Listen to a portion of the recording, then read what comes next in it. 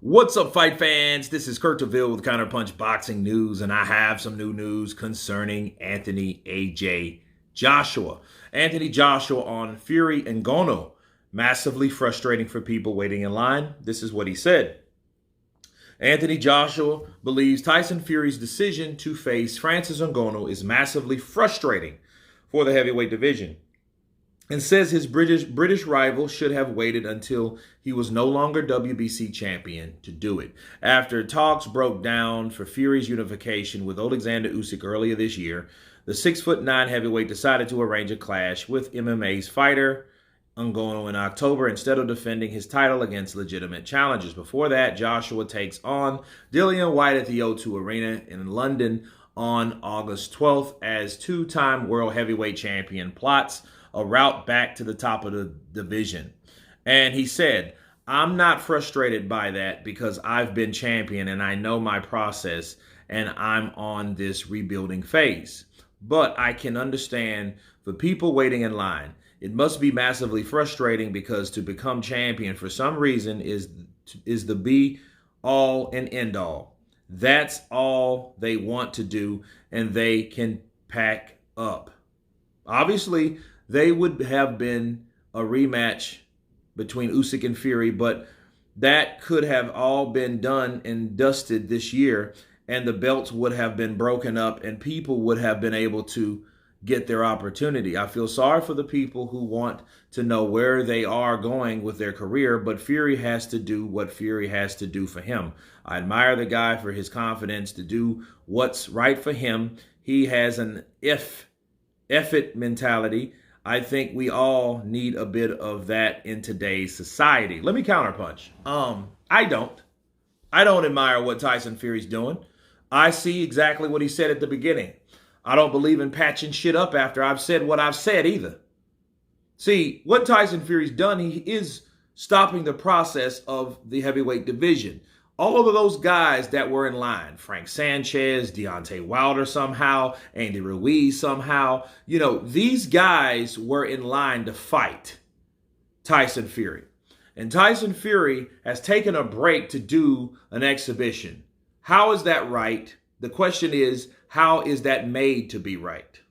Okay? So I don't think that's the case at all. And I don't believe that the negotiations fell apart. They didn't fall apart. They weren't real to begin with. Neither those negotiations between Tyson Fury and Alexander Usyk was just as real as that damn training camp that Tyson Fury claimed that he had with Javen Sugar Hill.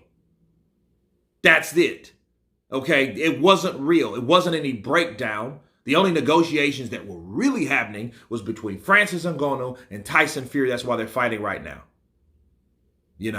And Anthony Joshua saying, well, hey, he has to do what's best for him. Well, obviously, this is why Tyson Fury will never be a superstar. He's a star, but he's not a superstar. You know why he's not a superstar, will never be? Because he doesn't know fucking business. He knows how to have, he doesn't know when to take risk versus rewards. See, if you always settle for that easy way, people won't respect you and they will see you and they will call you out on your bullshit. That's what's happening to Tyson Fury. And I always wondered, I'm like, well, Tyson Fury used to blast the British public. You British peeps, my peeps over there in the UK across the pond, that Tyson Fury used to say, you know what? I didn't get respected in my own country. F him. So that's why he supposed to came over here and fought Wilder and all that, remember? But he was the one that really cherry-picked Wilder. Think about it. But then, again, that's something that you didn't have to really do, but you did, and people thought you weren't going to do it, and you fooled people because Wilder really wasn't that good. He just was a guy with a one-handed hand cannon. That's pretty much it. And you were able to deal with it somewhat. Okay? But then, what did he say about the UK? He said they didn't respect me. Well, guess what, Tyson? They won't respect you. They will respect guys like Anthony Joshua, because guys like Anthony Joshua actually took on guys that we wanted to see him take on, and he took on guys that he's supposed to fight.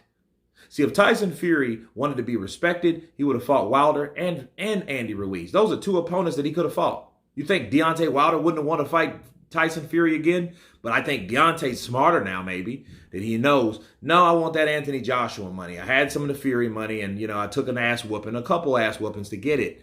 But you know what I mean? I could have possibly beat Joshua and made a lot more money fucking with him.